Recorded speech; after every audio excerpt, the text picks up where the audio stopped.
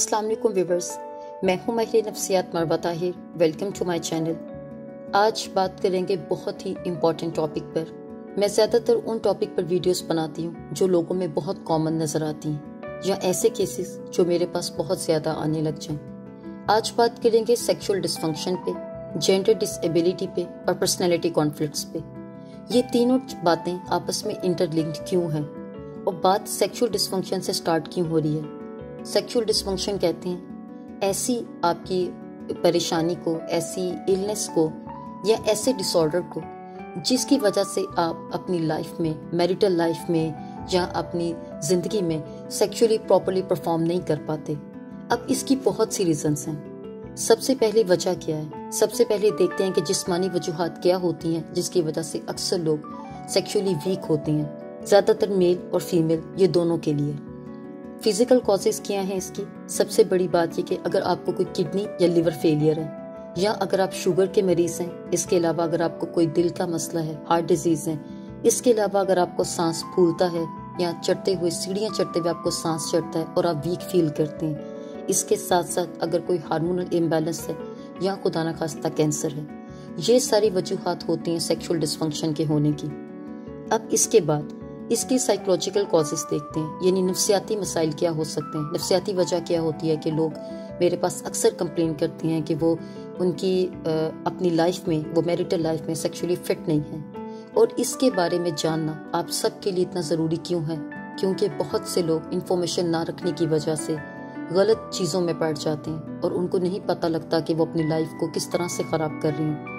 Psychological causes इसकी सबसे ज़्यादा क्या होती हैं? अगर आपको कोई स्ट्रेस है, डिप्रेशन है, एंग्जाइटी है या आपने अपनी लाइफ में कभी भी किसी सेक्सुअली हैरेसमेंट को या किसी ना किसी फिजिकल अब्यूज़ को फेस किया हुआ है, मर्द और औरतों दोनों के लिए ये बात है, या आपकी मैरिटल और रिलेशनशिप लाइफ नॉर्मल नहीं है, यानी आप अपनी लाइफ में खुश नहीं हैं अपने पार्टनर के साथ, ये सब वजूहात होती हैं सेक्सुअली डिसफंक्शन डिसऑर्डर के होने की।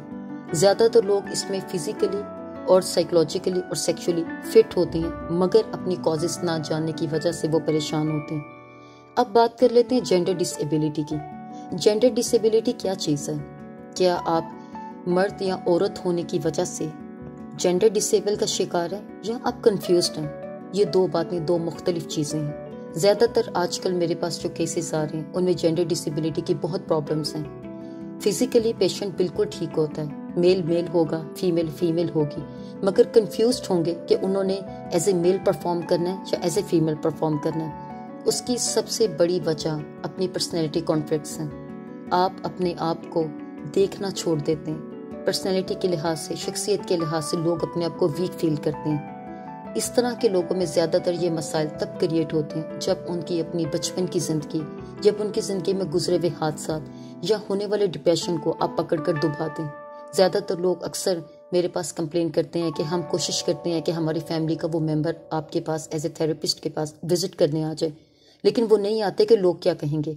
जब आप अपने डिप्रेशन को, अपने स्ट्रेस को, अपनी एंग्जाइटी को और अपनी ज़िंदगी में होने वाले ट्रॉमास को सप्रेस कर देते हैं और आप समझते हैं कि किसी से शेयर करना और बात करना एक वीकनेस की निशानी है, तो उसकी वजह से आपकी ज़िंदगी में ये सब इश्यूज क्रिएट होते हैं। अब बात कर लेते हैं आजकल के हालात की। ज़्यादातर केसेस जो मेरे पास आते हैं वो होंगे बिल्कुल नॉर्मल ही, मगर आजकल जो मैरिड कपल्स हैं उनके दरमियान में शादी के बाद हार्मोनल इम्बैलेंस होने की वजह से उनको दिमाग डिफरेंट फैंटेसीज को क्रिएट करता है। जैसे उनका दिल करता है कि सेक्सुअली उनको ऐसे परफॉर्म करना चाहिए, वाइफ फील करेगी कि उसको ऐसे परफॉर्म करना चाहिए।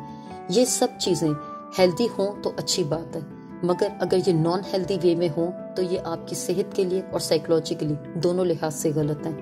इसके लिए सबसे ज़्यादा ज़रूरी है कि अगर आप कंफ्यूज फील कर रहे हैं और अगर आपको कहीं लगता है कि आपको ऐसी प्रॉब्लम्स आनी शुरू हो गई हैं जो कि हार्मोनल इम्बैलेंस की बहुत बड़ी वजह है, तो आप मेरे से कांटेक्ट कर सकते हैं। मेरा नंबर डिस्क्रिप्शन बॉक्स में अवेलेबल है। इसके अलावा मेरे सारे कॉन्टैक्ट, सोशल मीडिया के कॉन्टैक्ट्स डिस्क्रिप्शन बॉक्स में मैंने दिए हुए हैं। आप मुझे वहाँ पर कॉन्टैक्ट कर सकते हैं और अपनी अपॉइंटमेंट को बुक करवा सकते हैं। इसके साथ ही अपना और अपने इर्द गिर्द के लोगों का बहुत ख्याल रखिए। Don't forget to subscribe, like and share. Allah हाफिज़।